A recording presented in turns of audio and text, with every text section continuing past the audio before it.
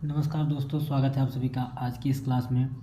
अगर आप देने वाले हैं यूपी बोर्ड से इस बार क्लास 10 का पेपर, तो ये क्लास आपके लिए बहुत ही ज़्यादा यूजफुल होने वाली है, क्योंकि आज की क्लास में मैं आपको साइंस का प्रीवियस ईयर का पेपर सॉल्व करवाने वाला हूँ। इसलिए वीडियो को बहुत ही ध्यान से लास्ट तक देखिएगा यदि आप चाहते हैं कि आपको ये पता चल सके कि बोर्ड एग्ज़ाम में लास्ट ईयर या प्रीवियस ईयर में एग्ज़ाम किस तरह से हुए हैं, बोर्ड वाले ने किस तरह से प्रश्न पूछे हैं। तो वीडियो को लास्ट तक देखिएगा, और वीडियो को पहली बार देख रहे हैं तो चैनल को सब्सक्राइब कीजिएगा, और वीडियो अच्छा लगे तो एक लाइक कीजिएगा। तो चलिए बातचीत किए हुए क्लास की शुरुआत करते हैं। आज की क्लास का पहला क्वेश्चन आपका है कि प्रकाश के परावर्तन का नियम सदैव होता है केवल अवतल दर्पण के लिए, केवल उत्तल दर्पण के लिए, केवल समतल दर्पण के लिए, या इनमें से सभी।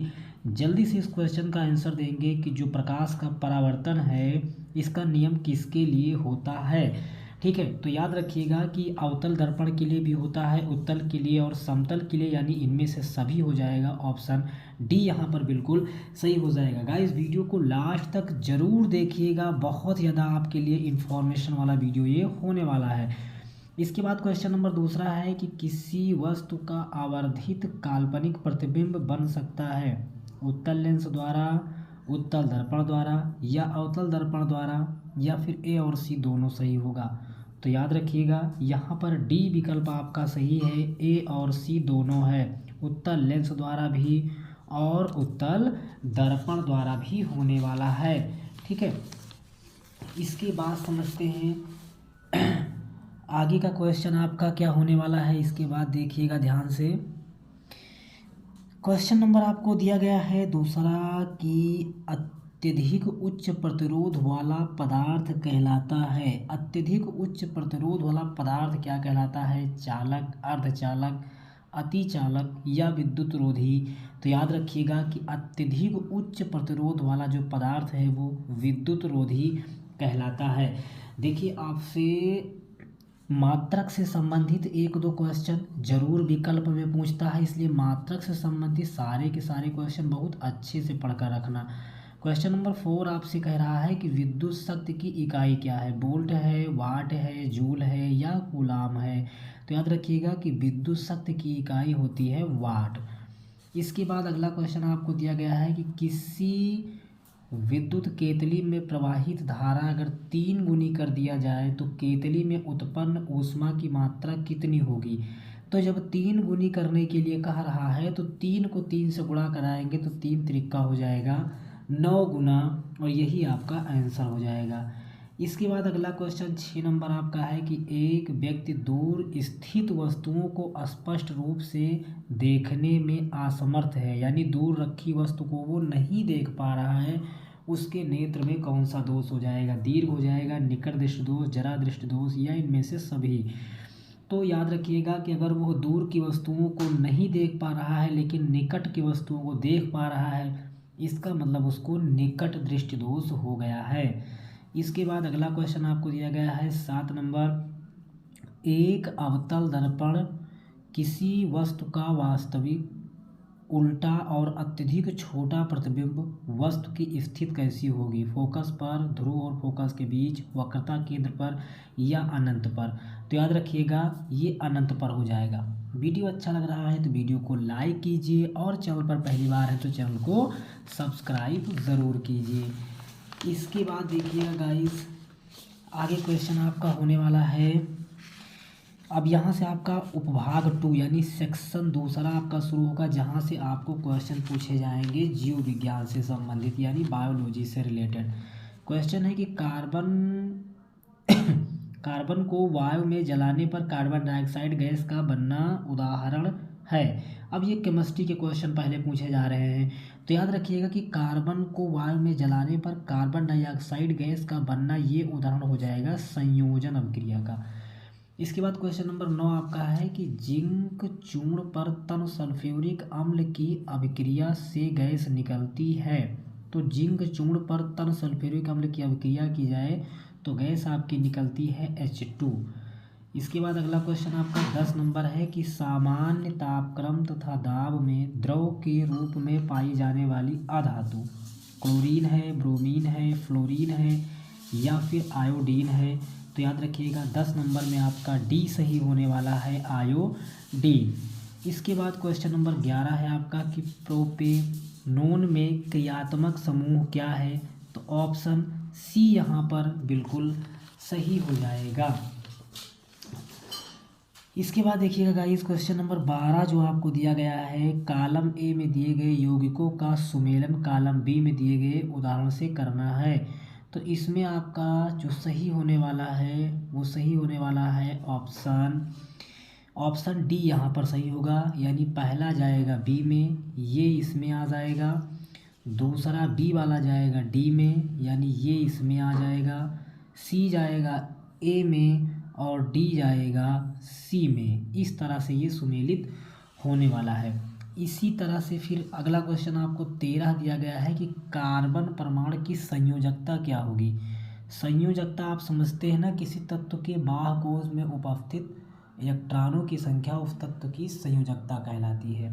कार्बन की संयोजकता की बात की जाए तो कार्बन की संयोजकता 4 हो जाएगी। अगर आपको इलेक्ट्रॉनिक विन्यास निकालना आता है तब आप आसानी के साथ किसी भी तत्व की संयोजकता निकाल सकते हैं। इसके बाद क्वेश्चन नंबर आपको उपभाग 3 यहाँ दिया गया है, यहाँ से आपका जीव विज्ञान का क्वेश्चन बनेगा। वह जैव प्रक्रम जिसके द्वारा हानिकारक पदार्थों का निष्कासन शरीर से होता है। पहला है कि जनन, दूसरा है उत्सर्जन, तीसरा है पाचन और चौथा है परिसंचरण। तो याद रखिएगा इसमें आपका ऑप्शन बी सही हो जाएगा, उत्सर्जन।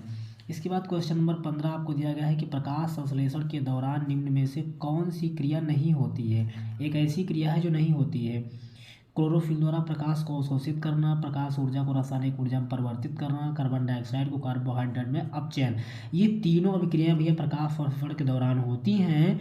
चौथी अभिक्रिया नहीं होती है, यानी ग्लूकोज का पार्विक अम्ल में विखंडन, ये अभिक्रिया नहीं होती है। इसके बाद क्वेश्चन नंबर 16 आपको दिया गया है कि प्राकृतिक वर्ण या चयन द्वारा जैव विकास का सिद्धांत किसने प्रतिपादित किया था।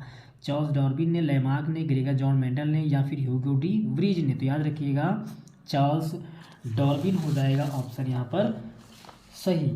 इसके बाद आप देखिएगा अगला क्वेश्चन आपका है कि मेंडल ने अपने प्रयोग में किस पौधे को प्रयोग किया था।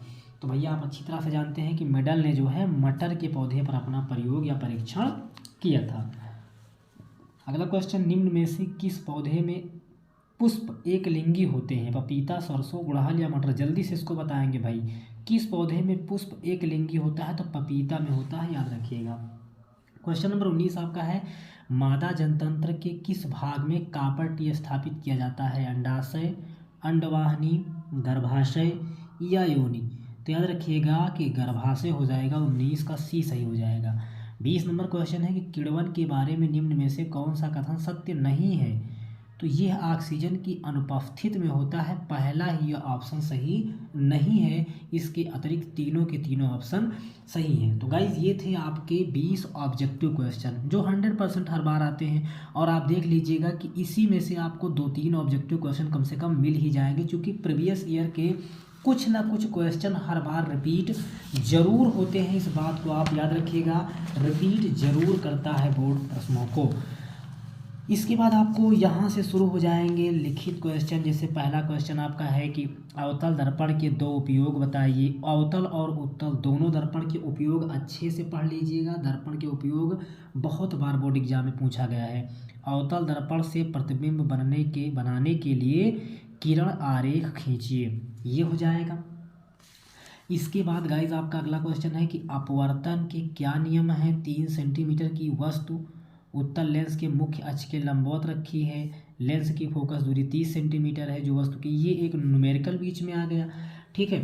फिर न्यूमेरिकल के बाद में आपको अगला क्वेश्चन दिया गया है कि चुंबकीय क्षेत्र में रेखाओं के किन्हीं 2 गुणों को, मतलब यानी जो चुंबकीय क्षेत्र की रेखाएं होती हैं ना, इनके गुण बताना है आपको।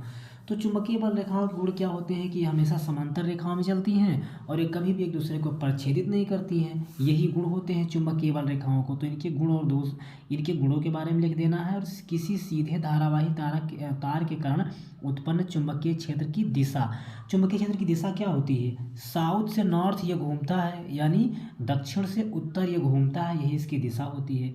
फिर मैक्सवेल के कॉर्क स्क्रू नियम को परिभाषित कीजिए, यानी पेंच का नियम। पेंच का नियम आप पढ़े हैं ना, पेंच का नियम आप पढ़े हैं ना, पेंच का नियम यहाँ पर, यानी जब पेंच को हम पकड़ते हैं अपने दाहिने हाथ में तो उसकी जो नोक होती है, ये नोक ये जो होती है ना, ये जो है धारा की दिशा को रिप्रेजेंट करती है। किसी ऊर्ध्वाधर धारावाही चालक के कारण उत्पन्न चुंबकीय क्षेत्र रेखाओं को दर्शाइए और किसी प्रदत्त क्षेत्र में एक समान चुंबकीय क्षेत्र को दर्शाइए। ये क्वेश्चन करना है, अथवा आपको विद्युत चुंबकीय प्रेरण का अर्थ बताना है और किसी विद्युत जनित्र, यानी जनित्र मतलब जनरेटर, वो चाहे प्रत्यावर्ती धारा जनित्र हो और चाहे दिष्ट धारा जनित्र हो, किसी एक में विद्युत उत्पादन में किस प्रकार की ऊर्जा का प्रयोग होता है, ये आपको बताना है। तो भैया जनित्र जो होता है ये क्या काम करता है कि यांत्रिक ऊर्जा को विद्युत ऊर्जा में कन्वर्ट करता है, यांत्रिक को विद्युत ऊर्जा में परिवर्तित करने का काम करता है। ठीक है, इसका किरण आरेख खींचना है और ये क्वेश्चन आपको सॉल्व करना है। इसके बाद गाइज आपको यहाँ केमिस्ट्री के कुछ क्वेश्चन दिए जाएंगे, जैसे कि समीकरण को संतुलित करना। तो इसके लिए मैंने एक वीडियो बना रखा है, उसको आप देख लीजिएगा। समीकरण संतुलित करने के लिए 100% हर बार आता है और इस बार भी आएगा। ठीक है, समीकरण संतुलित करना, और ये इस तरह से आपको जो है आईयूपीएसी नाम निकालने के लिए 2 नंबर में आईयूपीएसी नाम निकालने के लिए आता है। ये जरूर आप अच्छे से पढ़ लेना, आईयूपीएसी नाम निकालना। और इसके साथ साथ जिसे निम्नलिखित पर टिप्पणी लिखिए। अब ये 3 क्वेश्चन आपको दिए गए हैं। संतृप्त और असंतृप्त हाइड्रोकार्बन हजारों बार, बहुत बार पूछा जाने वाला प्रश्न है संतृप्त और असंतृप्त। संक्षारण अवक्षेपण अभिक्रिया, ये दोनों क्वेश्चन बहुत ज़्यादा इंपॉर्टेंट है। अथवा अगर आपको ये आ रहा है तो ये करना है, नहीं तो प्लास्टर ऑफ पेरिस का गुण। अब देखिए ये क्वेश्चन बहुत ज़्यादा इंपॉर्टेंट है, यहीं पर आपसे पूछता है धावन सोडा, बेकिंग सोडा, ठीक है, और प्लास्टर ऑफ पेरिस, विरंजक चूर्ण। ये 4 प्रश्नों में से एक प्रश्न हर बार 100% बोर्ड एग्जाम वाला पूछता है, और इस बार भी पूछेगा। बोर्ड एग्जाम के बाद आप आकर के खुद हमें कमेंट करके बताना कि सर 100% ये प्रश्न पूछा गया था। इसके बाद क्षार और अम्ल से आप क्या समझते हैं? अम्ल क्या है? जो जलीय विलयन में हाइड्रोजन आयन H+ देते हैं, इसके अलावा कोई धन आयन नहीं देते। क्षार क्या होता है? जो जलीय विलयन में ऋणायन देता है, यानी OH- देता है, इसके अतिरिक्त कोई भी ऋणायन नहीं देता। अम्ल क्षार आप पढ़ लेना है। इसके बाद बायोलॉजी से क्वेश्चन आपको दिया जाएगा, जैसे पोषण क्या है? पोषण आप अच्छी तरह से जानते हैं, स्वापोषी पोषण और परपोषी, ठीक है, ये क्या होते हैं। उसके बाद अगला क्वेश्चन आपको कि पुष्प की अनुदैर्घ्य काट का स्वच्छ व नामांकित चित्र बनाते हुए विभिन्न पुष्पों का वर्णन कीजिए, ये आपको बताना है। ठीक है, तो ये क्वेश्चन आपको हो गए। उसके बाद इसी क्रम में लास्ट में आपको 2-3 प्रश्न और दिए गए हैं, जैसे मानव में लिंग निर्धारण प्रक्रिया का विस्तार से वर्णन और प्राकृतिक संशोधन के संपोषित प्रबंधन से आप क्या समझते हैं, इनके संचारण व प्रबंधन के विभिन्न उपायों का वर्णन। अथवा मानव के नर जनतंत्र का सचित्र वर्णन। तो ये था गाइस आपके लिए साइंस के प्रीवियस ईयर का क्वेश्चन पेपर। आई होप ये जानकारी आपको बहुत अच्छी लगी होगी। वीडियो अच्छा लगा तो एक लाइक कीजिएगा, चैनल पर नए हैं तो चैनल को सब्सक्राइब जरूर कर लीजिएगा। फिर मिलते हैं नेक्स्ट वीडियो में नेक्स्ट टॉपिक के साथ, तब तक आप पढ़ते रहिए और अपना ख्याल रखिए।